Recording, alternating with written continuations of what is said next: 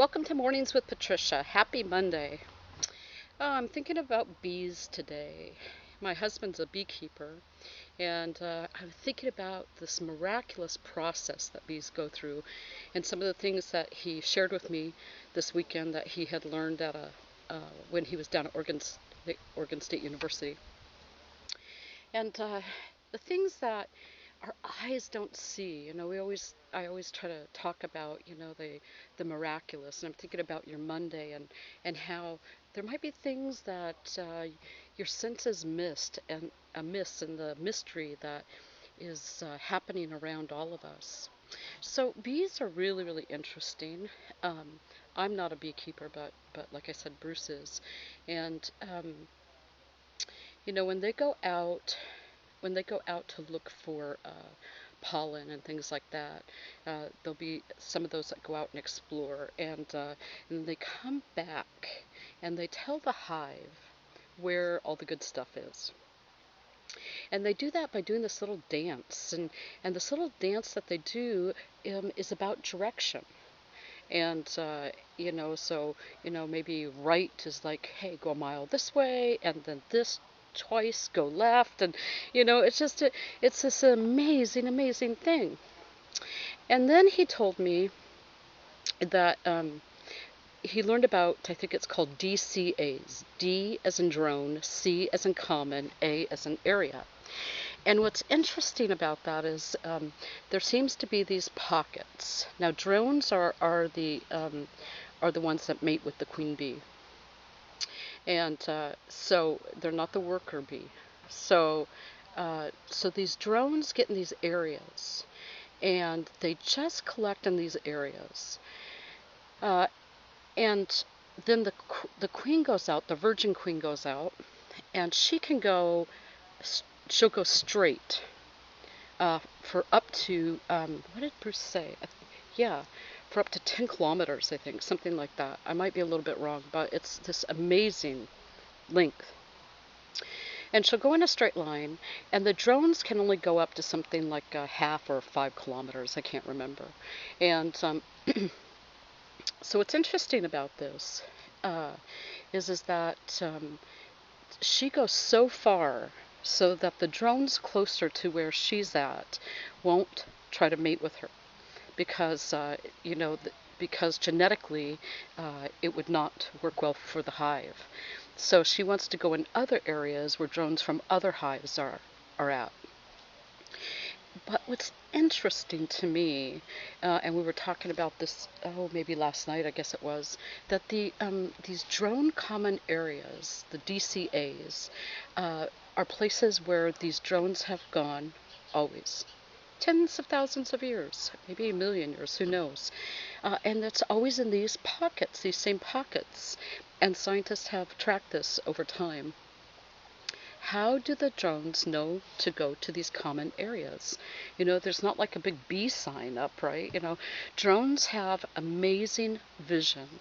They can see fairly well down, but up above, they can see the queen flying to a mile away. A mile away. Can you imagine what that sight is like? I'm just thinking about the bees today, and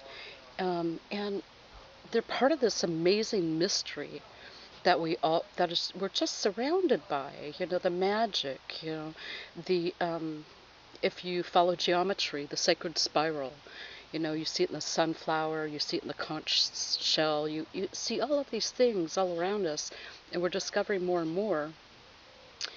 And I think as we allow ourselves to go more and more beyond our five senses, we discover incredible things in nature. Mary Pat has been posting these amazing pictures on Facebook, and I hope I'm saying your name right, Jebo, Jebo. So, if you're a friend of mine, go check out Mary Pat Jebo's Facebook page, because there's these amazing pictures she's posting. Now, years ago, we were all about the orbs. And then everybody started seeing orbs. Of course, you don't necessarily see them with your eyes. It was the technology of our cameras and and those sorts of things now, and some of the infrared stuff that's out. But now people are catching fairy images, and you can see the wings, see the legs, and the little antenna, and they're not insects. So we were just surrounded by the magical, um, but our five senses can't detect it. So we look out and we can be amazed by the trees and the sunlight and the grass, but we kind of have this feeling that that's what there is when it's all around us. Everywhere is the magic everywhere. And as you go through your Monday, I wonder as you awaken in the morning, what kind of magic you're going to encounter. I think with that, there's this willingness, right? Yeah, a sort of willingness to to see, to observe, to be ready. And I don't think it's a longing, because sometimes I think that longing keeps us from having that experience and that vision, because we're yearning too much for it, as if you were hoping for it to happen. But it's already there, right? The magic and the mystery is already there all around us. It's just about being open to experiencing it. Be open to experience life in a new way every day when you wake up. And when you go to bed at night, being grateful of the joy and the experiences you've had. Um, it's been hot here in Oregon for August at least, and I'm thinking about that, and how all of us are kind of drooping, and there's been a lot of people complaining about the heat, and I understand. This is Oregon, we're not used to all that heat. But then I'm thinking about fall coming up, and we're always also already starting to see some of the leaves turn a little bit, and the rains are going to come, and won't people be so joyful, right? Because they've had this experience of the blistering hot for us, and then the rains are going to come, and the brown grass is going to turn green again, because it's just so green here in Oregon, except for in the summer months where it gets a little brown for the grass and those sorts of things. So being open to the mystery that's all around us. I think children are really open to the mystery, because they're always observing. Maybe you'll remember this, maybe you did this, maybe you didn't, but as a child, I remember being fascinated to sit on the ground and be really quiet and watch all the different insects, all the different life all around me. And, I observed things that adults didn't observe because they were too busy, right? They were too busy, you know, looking at the things in front of them rather than discovering on a deeper and deeper level. What a great meditation to allow yourself to, just sit on the ground and watch, all the amazing insects. I sit here sometimes in the evenings. You might hear them right now. There's been this cacophony of birds up in the trees at night, and then the geese are starting to go over again, and when they go over, it's like this big orchestra of honking, and the sky is filled with their flight. So taking time to stop, taking time to experience the magic on a deeper level, experience the mystery. Taking some time, maybe it's not bees that you're interested in, but taking those times and thinking about things, that are like things that you might be interested in, that drone common area.